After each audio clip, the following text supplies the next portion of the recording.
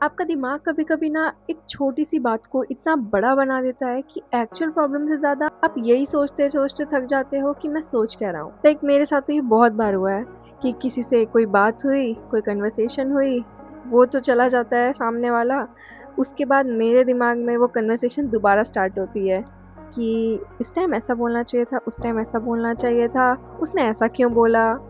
और बहुत कुछ। और सबसे फ़नी बात पता है क्या है? कि हम तो उन क्वेश्चंस को सॉल्व करते रहते हैं अपने दिमाग में, जबकि सामने वाले को तो ये भी याद नहीं रहता कि कन्वर्सेशन हुई क्या थी। लेकिन अब मुझे लगता है कि ओवरथिंकिंग का मतलब बस ज़्यादा सोचना नहीं होता। कभी-कभी ओवरथिंकिंग का मतलब सिर्फ़ ये होता है कि आप एक ही चीज़ को बार-बार सोचें, बिना किसी आंसर के, बिना किसी आउटकम के, बस सोचते ही जाएँ। Same question, same fear, same situation and पता है हर बार हम क्या सोचते हैं कि शायद इस बार हमें हमारी ओवरथिंकिंग का आंसर मिल जाए, शायद इस बार हमारे क्वेश्चन का आंसर मिल जाए, शायद इस बार मुझे इस चीज़ का सॉल्यूशन मिल जाए, बट हमेशा हम घूम फिर के वहीं पे आ जाते हैं। मेरे साथ भी ये बहुत हुआ है। मैंने बहुत ओवरथिंकिंग की है, हर चीज़ को लेकर ओवरथिंकिंग की है। स्पेशली मैंने ओवरथिंकिंग उस टाइम की है जब मेरी किसी से बात हो रही है and slight difference in their tone वो तक मुझे इतना परेशान कर देता था कि हुआ क्या है? मैंने क्या किया? मैंने शायद कुछ गलत बोल दिया या उसने शायद मुझे गलत समझ लिया या वो अब मुझसे थक गए हैं। एंड फिर मैं क्या करती थी वो पूरी कन्वर्सेशन रिवाइंड करती थी उससे पहले की एंड जहाँ तक दिमाग दौड़ सकता था वहाँ तक दिमाग दौड़ा के सोचती थी कि मैंने क्या बोला ऐसा और उसने क्या इस चीज़ को गलत तरीके से समझा। फिर मैं पूरी कन्वर्सेशन रिवाइंड करती थी कि क्या मैंने वहाँ गलत बोला? इससे पहले मैंने तो ये बोला था। उससे पहले मैंने ये बोला था, कहीं ये बात तो उसको बुरी नहीं लग गई। फिर मैं जितना आगे तक जा सकती थी सोचने में, याद करने में, मैं वहाँ तक जाती थी एंड इसी शायद में मैं घूमती रहती थी। And you know what? Our brain is actually very funny. हमारा ब्रेन ना सर्टेनिटी चाहता है, उसको अनसर्टेनिटी बिल्कुल पसंद नहीं है। अगर हमें पता है कि प्रॉब्लम क्या है, तो हम उसको एटलीस्ट सॉल्व करने की कोशिश कर सकते हैं, एटलीस्ट हम कुछ तो कर सकते हैं। लेकिन अगर हमें पता ही नहीं है कि प्रॉब्लम क्या है, तब ब्रेन क्या करता है वो अपने ही आंसर्स बनाने स्टार्ट कर देता है एंड वहीं से सारी ओवरथिंकिंग की शुरुआत होती है। एंड द थिंग इज कि ब्रेन को करेक्ट आंसर नहीं चाहिए होता, ब्रेन को बस आंसर चाहिए होता है, चाहे वो गलत हो चाहे सही है, बस उसको आंसर चाहिए होता है। तो इसलिए नो रिप्लाई, शायद वो मुझसे अपसेट है या मेरे से कोई गलती हो गई है, ऐसा कुछ हो भी ना तब भी ब्रेन को क्योंकि एक सॉल्यूशन चाहिए तो वो यही बोल देता है। एंड ओवरथिंकिंग की प्रॉब्लम इतनी ज़्यादा बढ़ जाती है कभी-कभी कि even if someone is not thinking about you, you may feel कि हाँ भाई ये तो मेरे ही बारे में सोच रहा होगा। कोई तुम्हें देख रहा है तब भी तुम्हें ये लग रहा होगा कि ये मेरे ही बारे में सोच रहा है। Because I have faced that thing and I don't know may be they were thinking और नॉट, बट मेरा ब्रेन तो मुझे यही कह रहा था ना कि हाँ वो तेरे ही बारे में सोच रहे हैं, वो तेरे बारे में ही बात कर रहे हैं, ज़रूर कुछ गलती।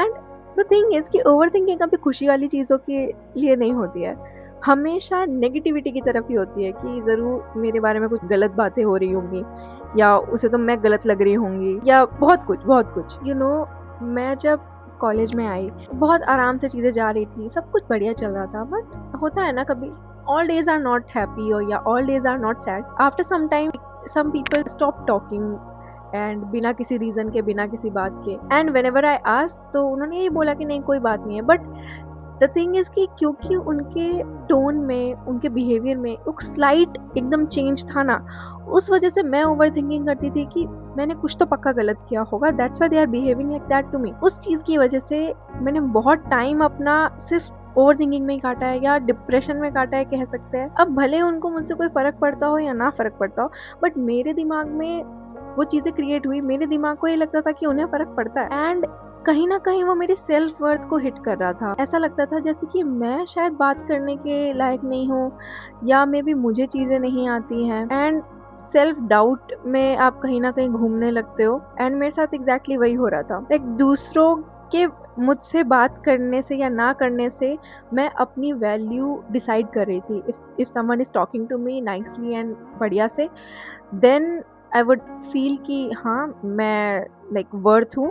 If someone is not talking to me, ऐसा लगता था कि नहीं यार मैं तो बहुत फालतू इंसान हूँ, that's why no one is talking to me, जबकि ऐसा नहीं है। इस चीज के बारे में हमने अपनी पिछली वीडियो में भी बात किया था। So I think somehow comparison and overthinking are interconnected and interestingly मुझे लगता है ये दोनों एक दूसरे के बेस्ट फ्रेंड्स हैं। तो जैसे पिछले वीडियो में हमने कंपैरिजन की बात की थी कि हम किसी और को देखकर, उनके मार्क्स को देखकर, उनकी फ्रेंडशिप, कॉन्फिडेंस, हर चीज को देखकर अपनी लाइफ को एनालाइज करते हैं कि हम अपनी लाइफ में क्या कर रहे हैं, कि मैं ऐसी क्यों नहीं, मैं ऐसा क्यों नहीं कर पा रही हूँ, मेरी पर्सनैलिटी वैसी क्यों नहीं है, मेरे मार्क्स वैसे क्यों नहीं है। तो इन सब चीजों के बारे में जैसे कि हमने बात की थी, तो कंपैरिजन जस्ट एक थॉट देता है, जैसे कि उसके मार्क्स देखो और अपने मार्क्स देखो, जस्ट वन थॉट। एंड जो ओवर थिंकिंग है ना, उस थॉट को 50 वर्जन्स में आपके सामने लाके रख देती है। So now you have 50 different answer of a single question, जो उसके रियल आंसर्स हैं भी नहीं। एंड ये चीज सिर्फ पास्ट तक, प्रेजेंट तक ही नहीं रुकती, ये फ्यूचर तक भी जाती है। हम ये तक सोचने लग जाते हैं कि आगे चलकर क्या होगा, अगर मैं फेल हो गई तो क्या होगा,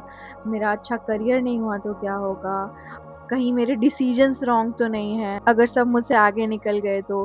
you I tell you one story. जब मैंने नीट जर्नी छोड़ के और मैंने एग्रीकल्चर बैकग्राउंड में आने का सोचा था, फर्स्ट सेमेस्टर के बाद बहुत लोग लाइक मेरे फ्रेंड्स जो प्राइवेट एमबीबीएस कॉलेजेस ले रहे थे, कुछ लोग आयुर्वेदा ले रहे थे, एंड आफ्टर 1 ईयर मेरे कजन्स ने भी बाहर से एमबीबीएस करने का डिसाइड किया। आई फेल्ट कि कहीं मुझे ये चीज़ फ्यूचर में रिग्रेट तो नहीं करने वाली कि मैंने एग्रीकल्चर चूज़ किया। सिर्फ एक थॉट की वजह से कहीं मेरी लाइफ में मैं आगे रिग्रेट तो नहीं करने वाली हूँ किसी चीज़ के लिए। तो ये सब चीज़ के लिए भी बहुत ज़्यादा ओवर थिंकिंग थी।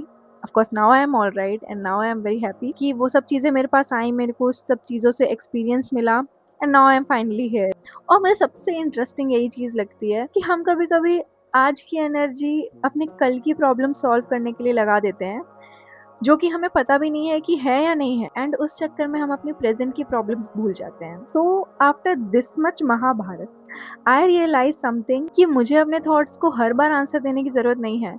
इट्स नॉट अ कंपल्शन कि मुझे एक आंसर चाहिए ही चाहिए, ना तो हर फीलिंग का एक्सप्लेनेशन होना जरूरी है। एंड कभी कभी someone is just having a bad day, कभी कोई टायर्ड है, कभी कोई बिजी है, कभी कोई अपनी प्रॉब्लम्स में फंसा हुआ है, और कभी कभी हाँ शायद प्रॉब्लम हमारे साथ भी हो सकती है, पर जब तक हमें ये नहीं पता है कि प्रॉब्लम हमारे साथ है, तब तक हमें अपने अगेंस्ट स्टोरी लिखने का कोई हक भी नहीं है, एंड वो चीज़ फेयर भी नहीं है। एंड अब जब मैं ओवरथिंक करती हूँ तो मैं अपने आप से एक सिंपल सा क्वेश्चन पूछती हूँ कि ये चीज़ एक फैक्ट है या बस मेरा डर कह रहा है। फॉर एग्जाम्पल, उसने मुझसे बात नहीं की, दिस इज अ फैक्ट। उसको मुझसे बात नहीं करनी, दिस इज एन अजम्पशन। मैंने उसे इरिटेट कर दिया, दिस इज एन अजम्पशन। वो मुझे हेट करते हैं, that is also an assumption only. And यही तो एक स्टोरी हो गई ना, that's a whole story. And हम लोग फैक्ट्स को स्टोरीज की तरह ट्रीट करने में बहुत ज्यादा टैलेंटेड है, we all know that thing. But I am not going to say कि जस्ट स्टॉप ओवर थिंकिंग। मैं बिल्कुल भी नहीं बोलूंगी कि बस ओवर थिंकिंग बंद कर दो एंड सब कुछ सही हो जाएगा, क्योंकि मुझे पता है कि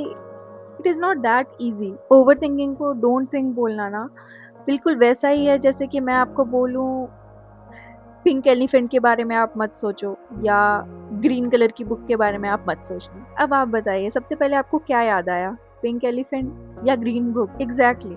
गोल थॉट्स को कंप्लीटली स्टॉप करना नहीं है, गोल ये सीखना है कि हम हर थॉट को कहीं सच तो नहीं मान रहे हैं। And may be this is a part of growing up, when you learn कि what to do, what not to do, what to trust and what not to trust। कहीं हम अपने दिमाग की हर बात को blindly trust तो नहीं करते जा रहे हैं। So it's we who are going to decide whether the thought is important or not। And आज भी मैं overthinking करती हूँ, मैं एक ही चीज़ को बार बार सोचती हूँ, unnecessarily बार बार सोचती हूँ, क्योंकि मैं सडनली तो एनलाइटन नहीं हो जाऊंगी। So it takes time. और कोई भी आप में से अगर ओवरथिंकिंग करता है तो don't be harsh to yourself, just give yourself time, just analyze your thoughts, just analyze yourself। and बस डिफरेंस शायद इतना ही होना चाहिए कि पहले हम अपने थॉट्स में ही खो जाते थे, उसमें फंस के रह जाते थे, एंड अब धीरे धीरे चेंज लाकर हम अपने थॉट्स को ही दूर से, एक डिस्टेंस से देख सकते हैं, एंड फिर खुद डिसाइड कर सकते हैं कि इसको सोचना है या नहीं सोचना है। तो अगर आप लोगों में से भी कई लोग ऐसे हैं जो ओवर थिंकिंग करते हैं, तो जस्ट रिमेंबर कि हर थॉट सच नहीं होता है, and you need not to believe on everything you think. Maybe आपका माइंड आपको प्रोटेक्ट करने की कोशिश कर रहा है, बस उसकी हर वार्निंग को रियलिटी समझना जरूरी नहीं है। थैंक यू मेरे साथ बैठने के लिए, एंड मिलते हैं अगले कन्वर्सेशन में। तब तक के लिए राधे राधे।